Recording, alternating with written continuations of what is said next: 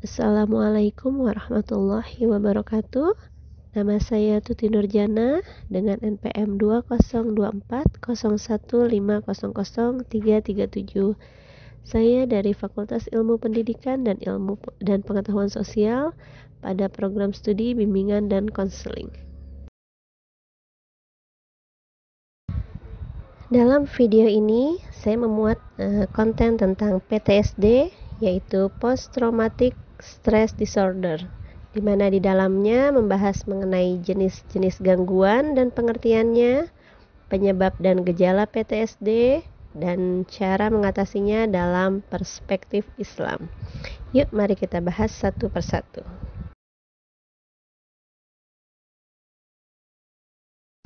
Yang pertama, kita akan membahas mengenai jenis gangguan dan pengertian PTSD. Apa itu PTSD? Setiap manusia yang menjalani hidup pasti akan mengalami yang namanya beratnya beban hidup. Lingkungan sosial dan non-sosial dapat menyebabkan pemicu terjadinya stres pada seseorang. Segala kejadian yang dialami oleh manusia merupakan cobaan dari Allah agar kita dapat lebih mendekatkan diri kepadanya. Namun, tingkatannya tentu berbeda pada setiap orang. Menurut perspektif Islam, PTSD dapat diartikan sebagai suatu cobaan atau ujian dari Allah. Itu pun tergantung bagaimana kadar keimanan seseorang. Akan tetapi, keadaan individu setelah terpapar peristiwa traumatis tersebut kembali kepada upaya individu itu sendiri untuk dapat sembuh secara normal dan bangkit kembali. Dalam hal ini, peningkatan mutu keimanan, nilai-nilai dan keyakinan Islam dapat membantu mengatasi peristiwa traumatis dan pemulihan pertumbuhan pasca trauma. Jenis gangguan yang mengancam kesehatan. Ada beberapa jenis gangguan yang bisa mengancam kesehatan jiwa, diantaranya adalah gangguan panik, gangguan kecemasan sosial, gangguan kecemasan umum, Post Traumatic Stress Disorder atau PTSD, dan Obsessive Compulsive Disorder. Tetapi di sini saya akan fokuskan membahas mengenai PTSD, apa itu PTSD, penyebab PTSD, dan gejala PTSD, serta cara mengatasinya menurut perspektif Islam.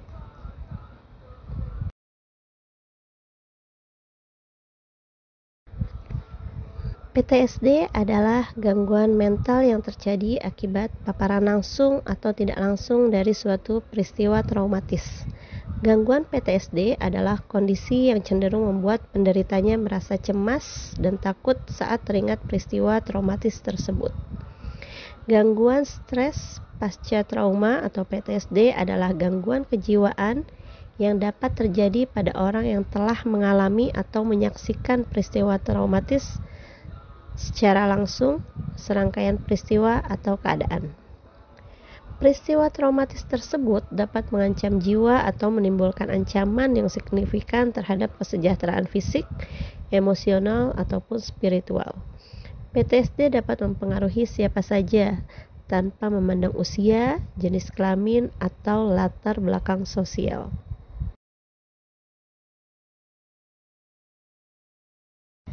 Bagian kedua yaitu penyebab dan gejala PTSD.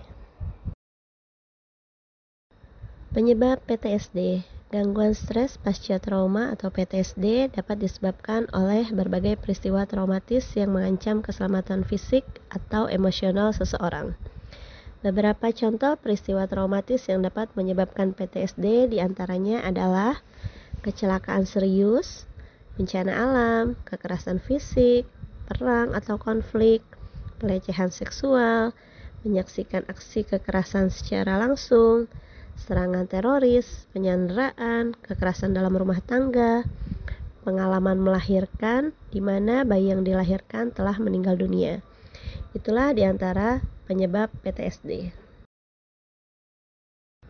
Selanjutnya adalah gejala PTSD. Orang dengan PTSD memiliki pikiran dan perasaan yang intens dan mengganggu terkait dengan pengalaman yang berlangsung secara lama setelah kejadian.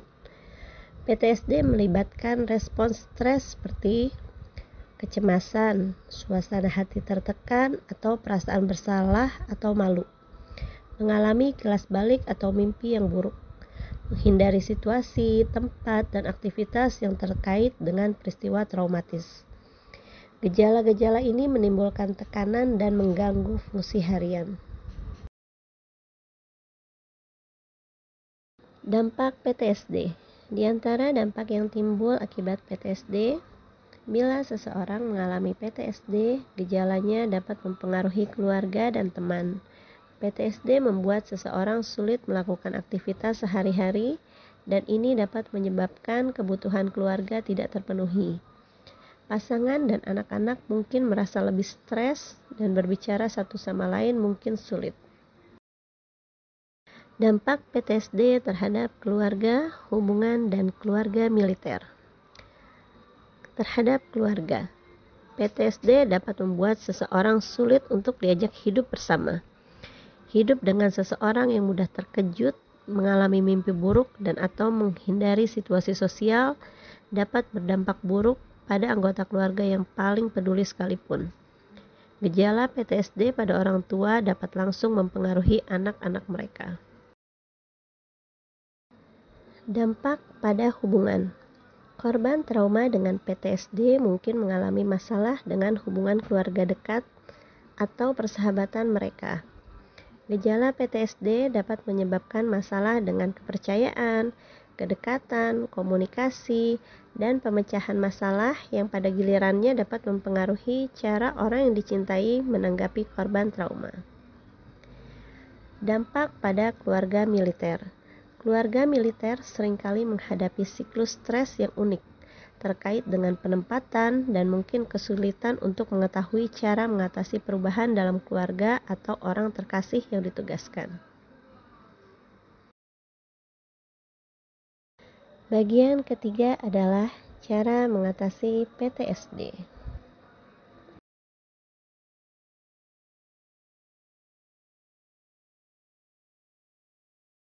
Cara mengatasi PTSD dalam perspektif Islam diantaranya adalah 1.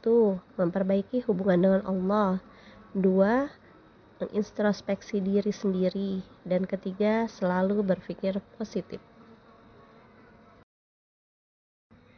Memperbaiki hubungan dengan Allah. Islam sangat menekankan akan pentingnya hubungan dengan Allah melebihi hubungan dengan yang lain. Membangun hubungan dengan Allah dapat dilakukan dengan selalu mengingat Allah dalam segala hal yang kita lakukan setiap hari. Psikoterapi Islam adalah salah satu cara bagaimana seseorang atau individu dapat mengingat dan memperbaiki hubungan dengan Allah. Di antara bentuk psikoterapi Islam adalah dengan sholat, berzikir, bersolawat, dan membaca Al-Quran. Selanjutnya adalah introspeksi diri. Sebagai manusia, kita tidak pernah luput dari kesalahan, sehingga kita harus bisa melakukan introspeksi diri.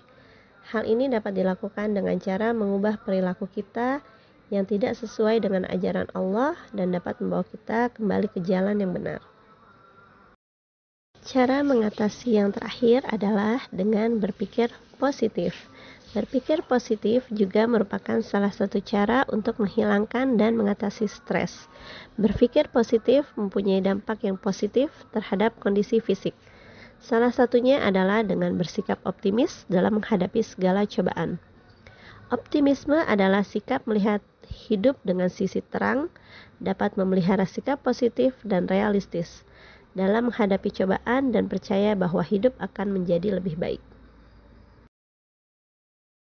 Dari paparan di atas, kita dapat menarik kesimpulan bahwa setiap manusia pasti akan mengalami cobaan yang diberikan oleh Allah yang dapat berupa kematian, kesusahan, bencana, dan lain sebagainya. Sehingga bagi orang-orang yang tidak sanggup menghadapinya, ia pun akan mengalami berbagai gangguan secara fisik maupun psikologis. Namun, Allah tidak akan pernah membiarkan kita sendirian, melainkan Allah telah memberi kita petunjuk dan berada di dekat kita. Asalkan kita tetap menjaga hubungan yang baik dengan Allah dan melakukan introspeksi diri, sehingga kita dapat melalui berbagai masalah dari kehidupan dan percaya dengan segala ketetapan yang Allah berikan.